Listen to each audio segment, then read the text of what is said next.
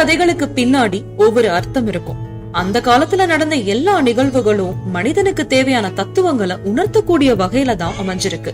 அந்த வகையில இந்த வாரத்துக்கான ராமாயண கதையை தேடும் போது இந்த அற்புதமான கதை எனக்கு கிடைச்சது. இந்த காலத்தை யோசிக்கிறப்போ பாவங்கள் அதிகமா செய்யறது, பயம் இதனால அதிகரிச்சுட்டே போகுது. புண்ணிய கணக்கு அப்படின்னு பாக்குறப்போ ரொம்ப குறைவாதான் இருக்கு. இந்த கோவிலுக்கு போங்க, இந்த பரிகாரம் பண்ணுங்க, இந்தந்த தானம் பண்ணுங்க, இந்தந்த விரதம் இருங்க, இப்படி எல்லாம் சொல்லிதான் கேள்விப்பட்டிருப்போம். ஆனா இன்னைக்கு நீங்க பாக்க போற கதை மூலமா நிறைய மாற்றங்கள் உங்க வாழ்க்கையில ஏற்படும். இத வெறும் ஒரு ராமாயண கதையா பார்க்காம உங்க மனசுல ஏத்துக்கிட்டு ஆள் மனசுல அதை உள்வாங்கி கேளுங்க. கண்டிப்பா அதற்கான பலன் உங்களுக்கு நிச்சயம் கிடைக்கும். இந்த கதையை எந்த இடத்துலயும் நிறுத்திராம ஆரம்பத்துல இருந்து முடிகிற வரைக்கும் தொடர்ந்து பாருங்க. வாங்க காணொளிக்குள்ள போகலாம். செவியில் கவியோசை கலந்திட என் அன்பான வணக்கத்துடன் இது ஏவியனின் கதை போமா.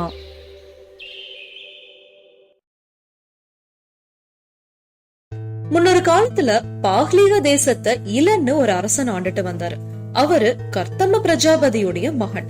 இந்த பூமியவே தன் வசப்படுத்தி இங்க இருக்கக்கூடிய மக்கள் எல்லாத்தையும் தன்னுடைய பிள்ளை மாதிரி நினைச்சு அரசாண்டுட்டு வந்தார். இங்க இருக்கக்கூடிய தேவர்கள், தைத்தியர்கள், நாகர்கள், ராட்சசர்கள், கந்தர்வர்கள், யக்ஷகணங்கள்னு எல்லாருமே அவர்கிட்ட பயங்கலந்த மரியாதையோட தான் இருப்பாங்க. இவர் கோபப்பட்டா எல்லா பிராணிகளும் நடுநடுங்கி போயிரும். தர்மத்திலையும் வீரியத்திலையும் புத்திலையும் புகழையும் சரி, இந்த இளனுக்கு நிகர் யாருமே கிடையாது. ஒரு நாள் இளன் தன்னுடைய பரிவாரங்களோட வேட்டையாடுறதுக்காக காட்டுக்கு போனாரு. நிறைய மிருகங்களை வேட்டையாடையும் திருப்தி அடையாம பலவிதமான ஜந்துக்கள் இருந்த வேறொரு வனத்துக்கு போனார். அந்த வனம் தான் முருகப்பெருமான் பிறந்த இடம். சரியா சித்திரை மாதம் இளன் அந்த காட்டுக்கு போன நாள். இளனும் அவருடைய பரிவாரங்களும் அங்க போனப்போ சிவனும் பார்வதியும் வேடிக்கையா விளையாடிட்டு இருந்தாங்க. அப்போ சிவன் தன்னுடைய பத்தினியுடைய விருப்பப்படி ஒரு பெண் ரூபம் எடுத்தார். அந்த சமயத்துல அங்க இருக்கக்கூடிய ஆண் மிருகங்களும் பறவைகளும் மரம் செடி கொடின்னு அங்க இருக்கக்கூடிய எல்லா உயிரினங்களும் பெண் பாலா மாறிடுச்சு. அந்த சமயத்துலதான் இளனும் அவருடைய பரிவாரங்களோட வந்திருந்தாங்க இல்லையா, அதனால இளனும் சரி அவரு கூட வந்த மற்ற ஆண்களும் சரி பெண்களா மாறிட்டாங்க. அவங்களுக்கு எவ்வளவு அதிர்ச்சியா இருந்திருக்கும்ல. இளன் யோசிச்சு பார்த்தாரு, நம்ம வேட்டையாடிட்டு தான் வந்தோம், இங்க வந்ததுக்கு அப்புறம் எப்படி பெண்ணா மாறிட்டோம் அப்படின்னு யோசிக்கிறப்போ இது எல்லாமே சிவபெருமானுடைய செயல்தான் அப்படின்னு நினைச்சுக்கிட்டு பிழை செஞ்சிட்டோம் அப்படின்னு வருத்தப்பட்டு சரணடைஞ்சாரு. அதுக்கப்புறம் சிவபெருமான நினைச்சு, சுவாமி என்னுடைய பிழைய மன்னிச்சிருங்க, நானும் என்னுடைய பரிவாரங்களும் முன்ன மாதிரி ஆண் வடிவம் எடுக்கிறதுக்கு நீங்க தான் அருள் புரியணும் அப்படின்னு ரொம்பவே கெஞ்சி கேட்டு வணங்கி நின்னாங்க. அப்போ சிவபெருமான் சிரிச்சுக்கிட்டே சொல்றாரு, ராஜ ரிஷியே, உன்னை ஆண்மகனா மாத்துறத தவிர வேற ஏதாவது வரம் கேளு அப்படின்னு சொல்லவும் இளனுக்கு ரொம்பவே வருத்தமா போச்சு. ஏன்னா அவருக்கு ஆண்மகனா மாறுறதுதான் ஒரு பெரிய வரமா அந்த இடத்துல தேவைப்பட்டது. சிவபெருமான் ஏதுமே இதுக்கு செவி சேர்க்க மாட்டாரு அப்படின்னு சொல்லிட்டு இளன் பார்வதி தேவிட்ட சரணடைஞ்சு வணங்கி நின்னு சொல்றாங்க, தாயே, வரங்களை அள்ளி அருளக்கூடிய தேவி நீ. உன்னை தரிசிக்கிறவங்களுக்கு இதுவரைக்கும் ஏதாவது குறை இருந்தது உண்டா? எங்களுடைய நிலைமைய பாத்தீங்களா? உங்களால மட்டும்தான் இதுக்கு நிவர்த்தி கொடுக்க முடியும் அப்படின்னு சொல்லி ரொம்பவே கெஞ்சி கேட்டுக்கிட்டாங்க. இளனுடைய விருப்பத்தை புரிஞ்சுகிட்ட பார்வதி தேவி சிவபெருமான் கிட்ட பேசிட்டு அதுக்கப்புறமா இளன் கிட்ட சொல்றாங்க, ராஜ ரிஷியே, நீ கேட்கக்கூடிய வரத்துல பாதி சிவபெருமானால கொடுக்க முடியும், நான் மிச்ச பாதிய கொடுப்பேன். அதனால உனக்கு ஆண் தன்மை வேணுமா இல்லனா பெண் தன்மை வேணுமா, ரெண்டுல ஏதாவது ஒண்ணு கேளு அப்படின்னு கேக்குறாங்க. இளனுக்கு ஒரே சந்தோஷம். ஒரே நேரத்துல பார்வதி தேவியுடைய வரமும் சிவபெருமானுடைய வரமும் கிடைக்க போகுது. அதனால இத சரியா உபயோகப்படுத்திக்கணும் அப்படின்னு சந்தோஷத்தோட இளன் கேக்குறாரு, தாயே, உங்களுடைய அருளால ஒரு மாதம் பெண்ணாவும் சிவபெருமானுடைய அருளால ஒரு மாதம் நான் ஆணாவும் இருக்கணும் அப்படின்னு வரம் கேக்குறாரு. இத கேட்கவும் பார்வதி தேவி சொல்றாங்க, அப்படியே ஆகட்டும், ஆனா நீ ஒரு நிலையில நடக்கிறத மற்றொரு நிலையில மறந்து போயிருவ அப்படின்னு வரம் கொடுக்கறாங்க. அதுக்கப்புறம் இளன் ஒரு மாதம் ஆணாவும் அடுத்த மாதம் பெண்ணாவும் காலங்களை கழிச்சிட்டு வந்தாரு. இப்படி பெண் வடிவம் எடுத்த இளன் இளைன்ற பெயரோட அவருடைய பெண் உருவம் கொண்ட பரிவாரங்களோட அந்த வனத்திலேயே இருந்தாரு. அப்போ ஒரு ரம்யமான ஏரிய பார்த்தார். அங்க பல வண்ணங்கள் நிறைந்த பறவைகள் இனிமையா கூவிட்டு அங்கேயும் இங்கேயும் பறந்துட்டு இருந்தது. அந்த அழகான ஏரிக்கு நடுவுல சந்திரனுடைய புதல்வனான புதன் கடுமையான தவம் செஞ்சிட்டு இருந்தாரு. அழகுல பூர்ண சந்திரனையும் தன்னுடைய ஒளியால அக்னி தேவனையும் மிஞ்சக்கூடிய விதமா அவர் பிரகாசமா இருந்தாரு. இப்படி ஒரு மகாத்மா அங்க தவம் செஞ்சிட்டு இருக்கிறப்போ இளை அதை பொருட்படுத்தாம தன்னுடைய தோழிகளோட ஏரியில இறங்கி விளையாடிட்டு இருந்தாங்க. அந்த சமயத்துல புதனுடைய தவம் கலைஞ்சிருச்சு. கண் விழித்து பாக்குறப்போ அவரு கண்டு முன்னாடி இதுவரைக்கும் பார்க்காத ஒரு அழகான மங்கை நீரில விளையாண்டுட்டு இருக்கிறப்போ அவருடைய தவத்துல இருந்து கவனத்தை சிதற விட்டாரு. அவருடைய மனசுல இவ யாரு? 3 உலகத்திலயும் இப்படி ஒரு அழக பார்த்ததே இல்லையே. அப்சரஸ் பெண்கள்ல கூட இப்படி ஒரு அழகான பெண் இருப்பாளா? இவ வேறு யாருக்கும் மனைவியா இல்ல அப்படின்னா நான் கண்டிப்பா இவளை திருமணம் செஞ்சுக்குவேன் அப்படின்னு நினைச்சிட்டு இளமையினாலையும் ஆசையினாலையும் தவத்துல இருந்து கவனத்தை விட்டுட்டு நீரில இருந்து கரைக்கு வந்துட்டாரு. புதன் தன்னுடைய ஆசிரமத்துக்கு போனாரு. அப்போ இளையோடைய தோழிகளை கூப்பிட்டு கேக்குறாரு, இந்த பெண் யாரு? இங்க நான் இதுவரைக்கும் அவளை பார்த்ததே கிடையாதே. நீங்க எல்லாரும் இங்க இருக்கிறதுக்கான காரணம் என்ன? தயங்காம என்கிட்ட உண்மைய சொல்லுங்க அப்படின்னு கேட்டாரு. பெண் வடிவத்துல இருக்கக்கூடிய இளையோட தோழிகளுக்கும் நடந்தது எதுவுமே ஞாபகம் இல்ல. அதனால புதனை நமஸ்காரம் செஞ்சுட்டு சொல்றாங்க, சுவாமி, இவதான் எங்களுடைய அதிபதி, கன்னிதான். எங்க கூட இந்த வனத்துல வேடிக்கையா காலம் கழிச்சுட்டு வரா. அதுக்கு மேல எங்களுக்கு எதுவுமே சொல்ல தெரியல அப்படின்னு சொல்லிட்டாங்க. இத கேட்டுட்டு புதனுக்கு ரொம்ப வியப்பா இருந்தது. அதுக்கப்புறம் தன்னுடைய ஞான திருஷ்டியால இவங்க எல்லாருக்கும் என்ன நடந்தது அப்படின்றத உணர்ந்துட்டாரு. அதுக்கப்புறம் புதன் இளையுடைய தோழிகள் கிட்ட சொல்றாங்க, பெண்களே, நீங்க எல்லாரும் இங்க இருக்கக்கூடிய மலைச்சாரல்கள்ல கிம்புருஷர்களா வாழுங்க. கிம்புருஷர்கள் அப்படின்னா மலைச்சாரல்ல வாழக்கூடிய பழங்குடியினர். உங்களுக்கு தகுந்த பர்ணசாலைகளை ஏற்படுத்திக்கோங்க. ருசியுள்ள பழங்களும் கிழங்குகளும் வேர்களும் உங்களுக்கு வேண்டிய வரைக்கும் கிடைச்சுக்கிட்டே இருக்கும். கிம்புருஷர்களை தேடி திருமணம் செஞ்சுக்கோங்க அப்படின்னு சொன்னார். அவருடைய யோக பலத்தால அவங்க எல்லாரும் கிம்புருஷ பெண்களா மாறி அந்த மலையிலேயே வசிக்கவும் ஆரம்பிச்சிட்டாங்க. கிம்புருஷர்களுடைய பிறப்பே ரொம்ப அழகானது. ஒரு நாள் உயிரினங்களுடைய படைப்பாளரான பிரம்மா தண்ணீர்ல தன்னுடைய சொந்த பிரதிபலிப்பை பார்த்தார். தன்னை போற்றக்கூடிய வகையில அந்த பிரதிபலிப்புல இருந்து கிம்புருஷர்களை உருவாக்குனாரு. அந்த கிம்புருஷர்கள் பிரம்மா விட்டுட்டு போன அந்த நிழல் வடிவத்தை கைப்பற்றிக்கிட்டாங்க.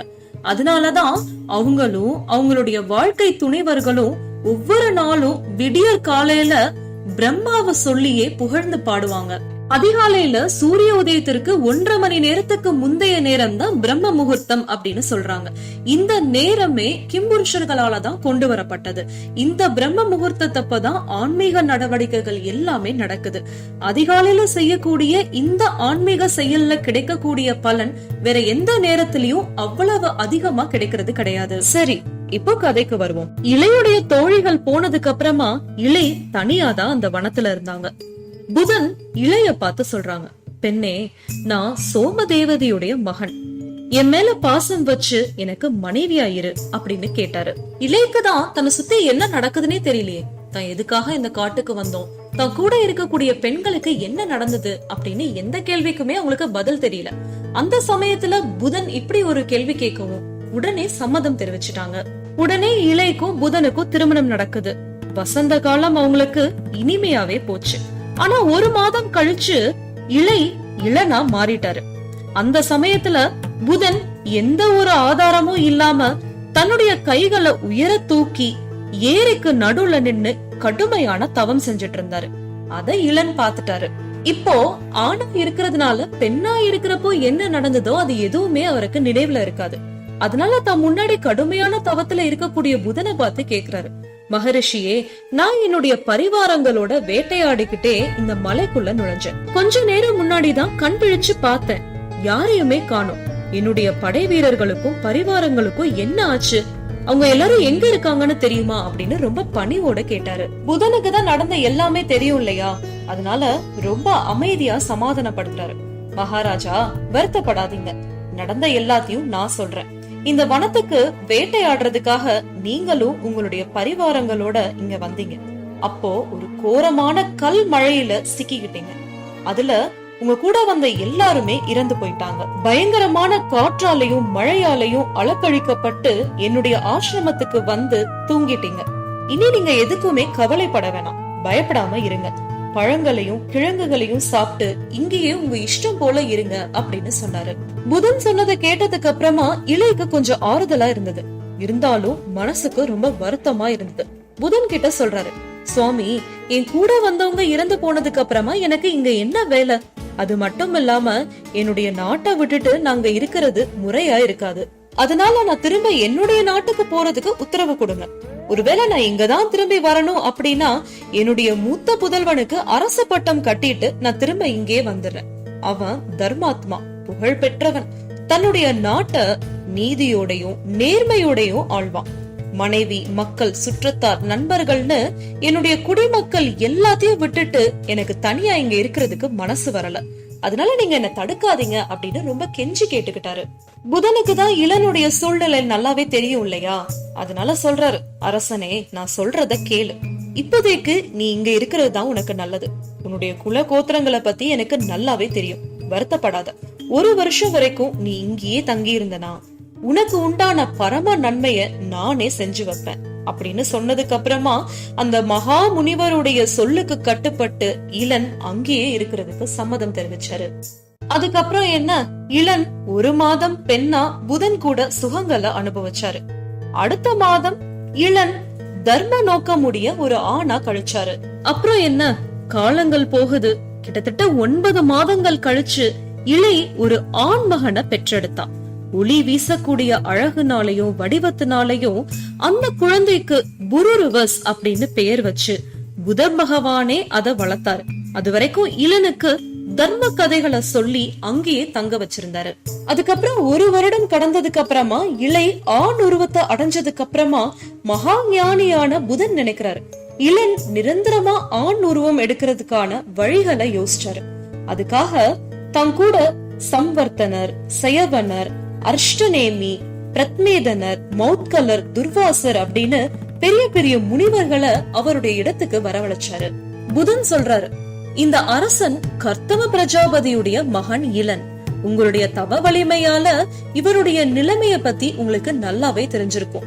இவருடைய சாபம் நீங்கி இவருக்கு நலம் உண்டாகணும். அதுக்கு என்ன செய்யணும் அப்படின்னு நீங்களே சொல்லுங்க அப்படின்னு கேட்டாரு.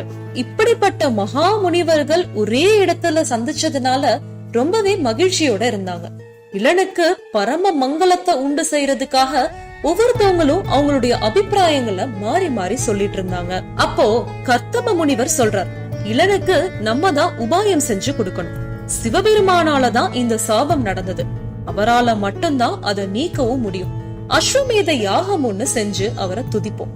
அத காட்டிலும் அவருக்கு பிரியமான விஷயம் வேற எதுவுமே கிடையாது. அதனால அந்த யாகத்தை நம்மளே செய்வோம் அப்படின்னு சொன்னாரு.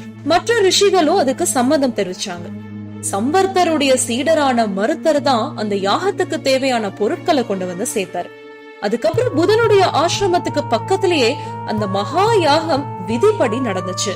அந்த யாகத்தினுடைய முடிவுல சிவபெருமான் அங்க வந்து சொல்றார், இந்த அஸ்வமேத யாகத்தினாலையும் உங்களுடைய பக்தியாலையும் நான் ரொம்பவே சந்தோஷப்பட்டேன். இந்த அரசனுக்கு நான் என்ன செய்யணும் அப்படின்னு கேட்டாரு. அதுக்கு அங்க இருக்கக்கூடிய ரிஷிகள் வணங்கி நின்னு சொல்றாங்க, சுவாமி, இந்த அரசன் முன்ன மாதிரியே நிரந்தரமா ஒரு ஆணா மாறணும்.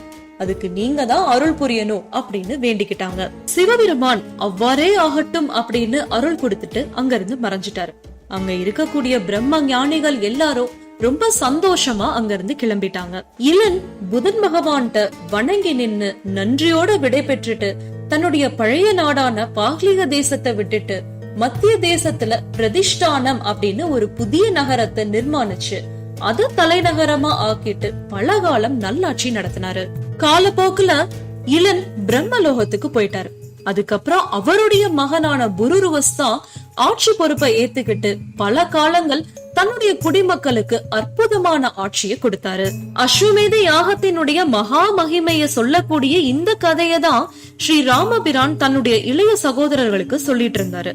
இத படிக்கிறவங்களோ கேட்க கூடியவங்களோ ஸ்ரீ சந்திர பகவான், புதன் பகவான், ராமபிரான், சிவபெருமான் இவங்க கூட நல்லருளோட இருக்கக்கூடிய மகா முனிவர்களுடைய நல்ல ஆசைகளும் கிடைக்கும் அப்படின்றது பெரிய ஐதீகம். அஸ்வமேத யாகம் பத்தி நிறைய சுவாரஸ்யமான தகவல்கள் இருக்கு. அதை தெரிஞ்சுக்க இந்த காணொளியை தொடர்ந்து பாருங்க.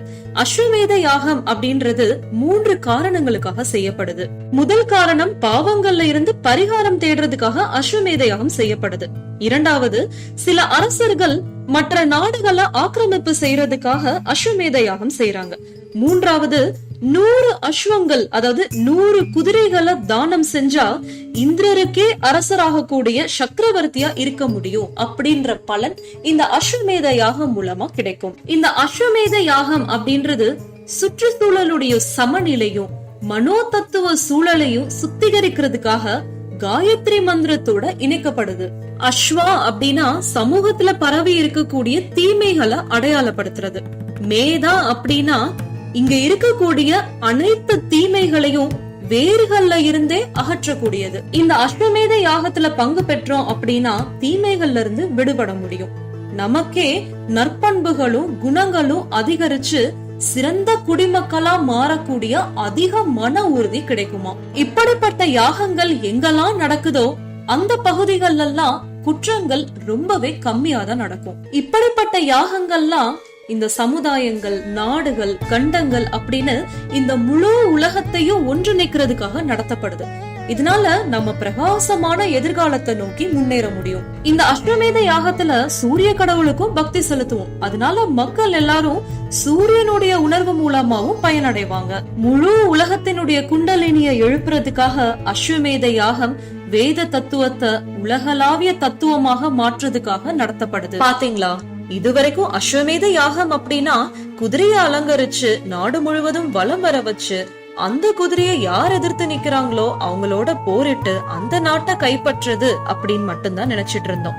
ஆனா அஸ்வமேத யாகத்துல இருக்கக்கூடிய ஒரு வகைதான் அது.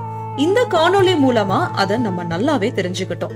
அஸ்வமேத யாகம் அப்படின்றது நம்மளோட தீமைகளை அகற்றுறது மட்டுமில்லாம மனோ தத்துவ ரீதியாவும் எப்படி செயல்படுது அப்படின்றத பாத்திருப்பீங்க. இதனால அடையக்கூடிய புண்ணியங்கள் ஏராளம். அதே மாதிரிதான் இளன்றவரு ஒரு சாதாரண அரசன் கிடையாது. சந்திர வம்சமே உருவாக காரணமா இருந்தவர் தான் இளன். இப்போ நிறைய தொழில்நுட்பங்கள் வந்ததுக்கு அப்புறமா உடல்ல ஏற்படக்கூடிய நிறைய மாற்றங்களை வச்சு ஆண் பெண்ணாவும் பெண் ஆணாவும் மாறிட்டு இருக்காங்க.